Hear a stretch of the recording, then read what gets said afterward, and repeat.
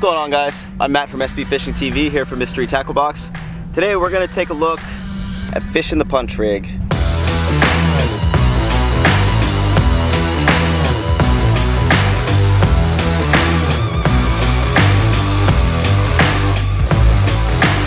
As you can see, there's a ton of grass out here. There's probably 10 football fields worth of grass that I'm looking at. And that's where this rig really shines. You want to be able to move as much water as you possibly can, and that's one thing about this bait is it's a really quick presentation. It's in and out. You punch it through the canopy. You want it to go straight down, hit the bottom, pull it back up. I usually bang it into the canopy a couple times, let it sink back down. If I don't get bit, nobody's home, I'm moving along. So another really important point when you're fishing this much grass is don't get stuck in the monotony of just fishing the mat. You really want to pay attention to your casts. You want to pay attention to the bites that you're getting and look for any sort of irregularity that you can find. Whether that's, you know, a piece of wood sticking out of the grass, different grasses mixed together, a thicker canopy around more sparse grass, any sort of holes or like points that the grass makes. Those are going to be a lot of spots that bass are going to be congregating in. And that's something else that you'll realize when you start catching fish when you're punching. A lot of these fish underneath the mats are going to be congregated. You're not going to catch many fish that are just singled out by themselves. So when it comes to fishing the punch rig, what I do when I get up to a nice canopy is I'm going to pinpoint like the center of it and pitch directly to the thickest part. And sometimes you're going to have a hard time getting through that. So what I like to do is make a really nice lofty cast, get that bait up in the air a little bit, and let that just penetrate straight through. What you're going to do, let it fall straight to the bottom. I like to lift it up to the top of the mat, bang it into the mat a couple times, let it fall back down. If nothing bites, I'm reeling in and I'm making another cast. You're gonna fish this thing really fast. It's really something you're gonna be moving around a lot and doing and making a ton of little casts in the section that you're in. So it's not just the equipment that is gonna be super important. We also have to look at how we're rigging our punch rig up, so let's do that.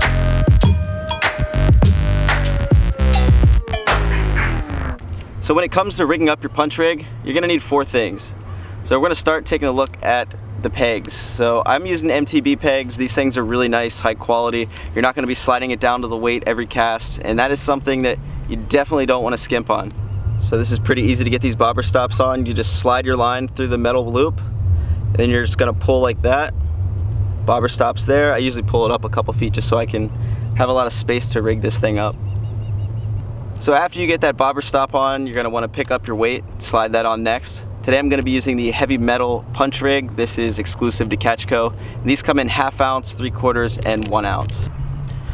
Alright, so once you got your bobber stop on, you're going to slide your weight up. You're going to leave yourself some extra lines so you can tie on the hook. Today I'm using a 5/0 zone lock flipping hook. This thing is awesome. It's super strong. You want a really heavy wired hook.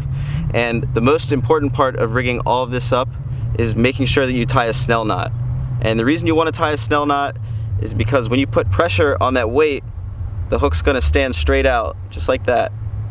And that's exactly what you want it to do when you have a fish biting this thing. When it goes through the mat and it bites this, you want that hook to stand straight out when you go to set the hook, and it's going to get it right in the back of the throat and some thick meat in the back of his mouth, and you're just going to be able to hoist him out through this grass. So that's how you're going to rig your punch rig up. Make sure it's all set up nicely. You want to slide that bobber stop down right above the hook, and then you're all set to put your bait on.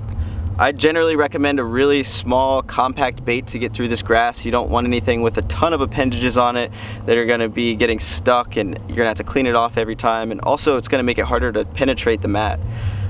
So when you're using these flipping hooks, another little trick for you guys, you want to just skin that through.